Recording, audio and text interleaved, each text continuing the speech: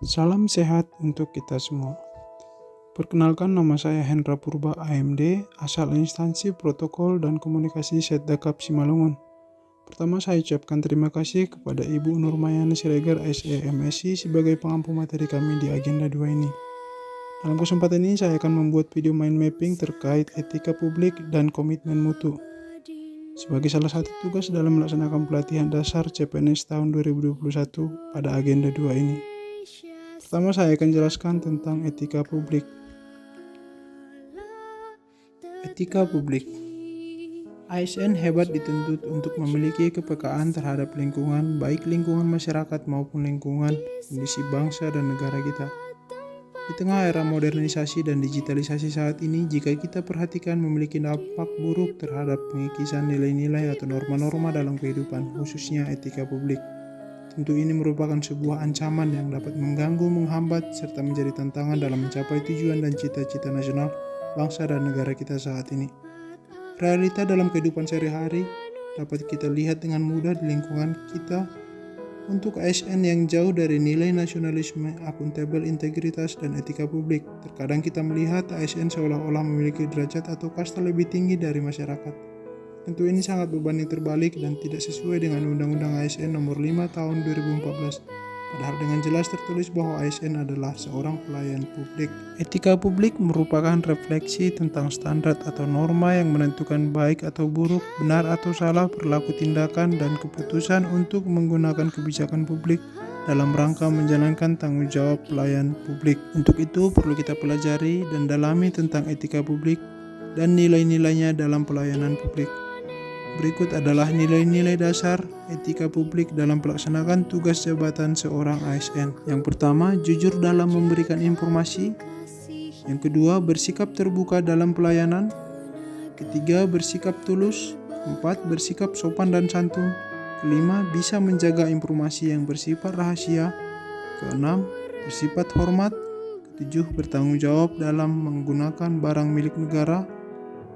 Kedelapan, berlaku adil dalam memberikan pelayanan. Berikutnya adalah etika publik menurut Undang-Undang Nomor 5 Tahun 2014. Memiliki nilai yang pertama, memegang teguh ideologi Pancasila. Yang kedua, setia dan mempertahankan Undang-Undang Dasar Negara Republik Indonesia tahun 1945 serta pemerintahan yang sah. Yang ketiga, mengabdi kepada negara dan rakyat Indonesia. Yang keempat, menjalankan tugas secara profesional dan tidak berpihak. Yang kelima, membuat keputusan berdasarkan prinsip keahlian. Yang keenam, menciptakan lingkungan kerja yang non-diskriminatif. Yang ketujuh, memelihara dan menjunjung tinggi standar etika luhur.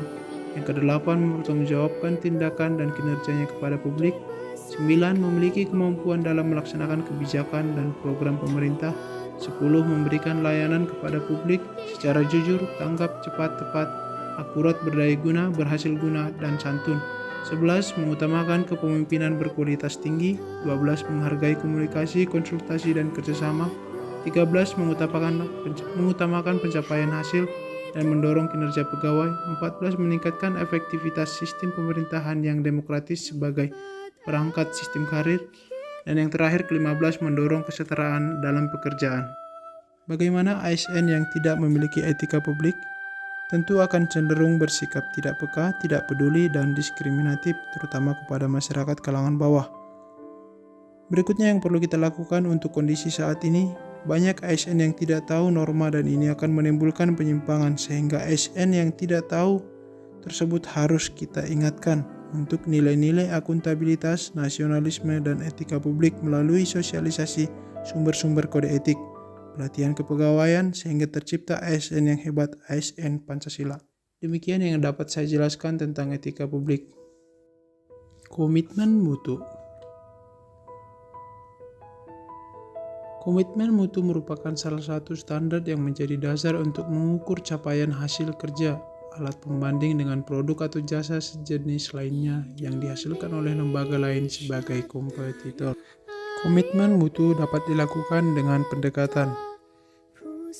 Yang pertama, PDCA, Plan, Do, Check, and Act. Yang kedua, inovatif dan kreatif. Adapun aspek dari komitmen mutu terdiri dari 4. Yang pertama, tujuan. Yang kedua, peran. Yang ketiga, hubungan. Yang keempat adalah kepemimpinan. Berikutnya adalah nilai dasar orientasi mutu adalah sebagai berikut. 1. Komitmen pada kepuasan pelanggan. Kedua, cepat, tepat, ramah. Yang ketiga, melayani dengan hati. Yang keempat, melindungi dan mengayomi. Yang kelima, perbaikan berkelanjutan. Lalu apa saja indikator penilaian mutu pelayanan? Berikut 10 indikator mutu pelayanan.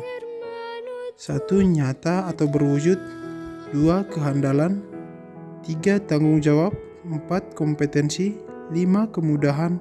6. Keramahan. 7. Komunikasi. 8. Kepercayaan. 9. Keamanan. Dan 10. Pemahaman pelanggan. Demikian yang dapat saya jelaskan tentang komitmen mutu dan etika publik. Sekian dan terima kasih.